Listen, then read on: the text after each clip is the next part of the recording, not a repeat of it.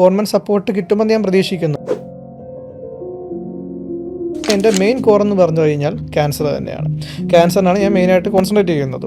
അപ്പോൾ അതുകൊണ്ട് cancer patients എല്ലാം നമ്മൾ ചെയ്യുന്നുണ്ട്. പക്ഷെ അത് ഗവൺമെൻറ് തലത്തിലേക്ക് പോകാത്തതെന്ന് വെച്ചാൽ നമുക്ക് ആ ഒരു ലെവലിലേക്ക് വിസിബിലിറ്റി പോയിട്ടില്ല.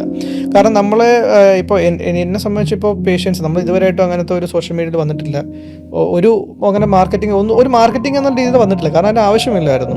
കാരണം ആൾക്കാർ ഓർഗാനിക്കായിട്ട് തന്നെ നമ്മുടെ അടുത്ത് വരുന്നുണ്ടായിരുന്നു. അതായത് നമുക്കൊരു അസുഖം മാറാത്ത ആൾക്കാർ ഹോസ്പിറ്റലിൽ പോയി പല ഹോസ്പിറ്റലിൽ പോയിട്ടും എല്ലാം ഇങ്ങോട്ട് വരുന്നുണ്ടായിരുന്നു ആൾക്കാർ. നമ്മൾ പിന്നെ ഇത് ചെയ്യാൻ തുടങ്ങിയത് പല പേഷ്യൻസ് നമ്മുടെ അടുത്ത് റിക്വസ്റ്റ് ചെയ്യാൻ തുടങ്ങി. അതായത് ഡോക്ടർ, ഇത് കുറേ ആൾക്കാർ അറിയാതെ പോകുന്നുണ്ട്, അപ്പോൾ നിങ്ങൾ അറിയണം എന്ന് പറഞ്ഞതുകൊണ്ടാണ് നമ്മൾ ഇതേപോലെ ഇൻ്റർവ്യൂസും കാര്യങ്ങളും അറ്റൻഡ് ചെയ്യാൻ തുടങ്ങിയത്.